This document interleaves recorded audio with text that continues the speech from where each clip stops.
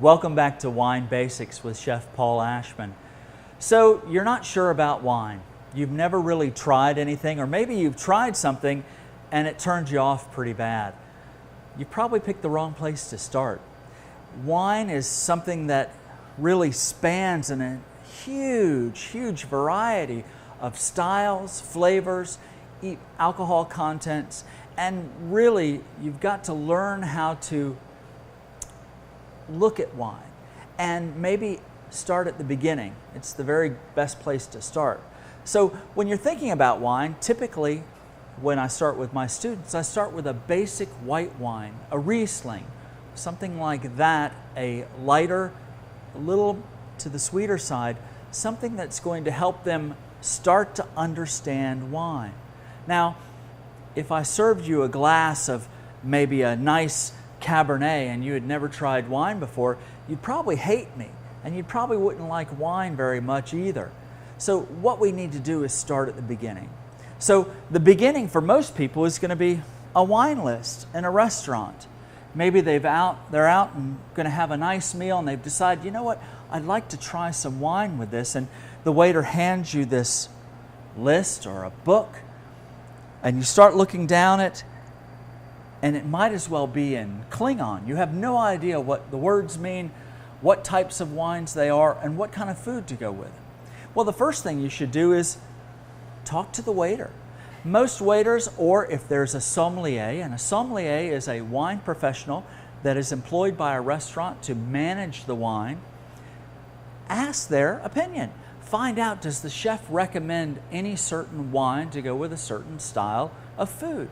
That's a great place to start. Or just tell the waiter, you know, I'm not a wine drinker, but I'd really like to try something. Always look for someone else's opinion when you're starting out, especially looking at wines, so that you can at least have a starting point. For most people, a starting point is going to be a light white wine. And again, we're going to be looking at things like Rieslings, Pinot Grigios, Sauvignon Blancs. The lighter styles of wine, not as complex, not as old, something that's going to really give you not a whole lot of complexity, but a whole lot of flavor.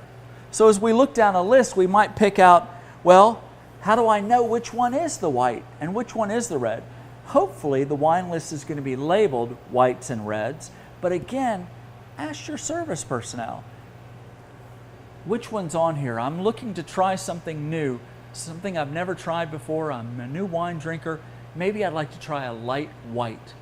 And they can give you a recommendation. Typically, restaurants will have house brands of wine. They're usually less expensive. The styles of wine they pour over and over again. Those are typically served by the glass. If you'd like to order a bottle of wine, again, you'll be able to find the bottle wine prices listed on the menu, and typically, the standard bottle of wine, 750 milliliters, is a little over 25 ounces of wine. So you're going to get about 5-ounce pours out of a bottle of wine.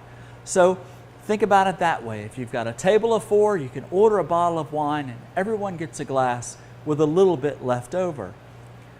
Rely on your service professionals as a starting point. Then do some of your own exploring. Try some different wines, give them a taste, and as you'll see in some of the later videos, I'm going to show you how to look at the 4 S's of wine tasting. See, swirl, sniff, and sip. And I'm going to help you build a palette of colors, a palette of smells and flavors that you can identify with certain wines. They're going to help you in the future pick out wines to go with certain types of foods. So I hope you're going to enjoy this journey. When we come back, we're going to talk about wine and food and pairing them and how to go about serving wine at a table. So I look forward to seeing you next time.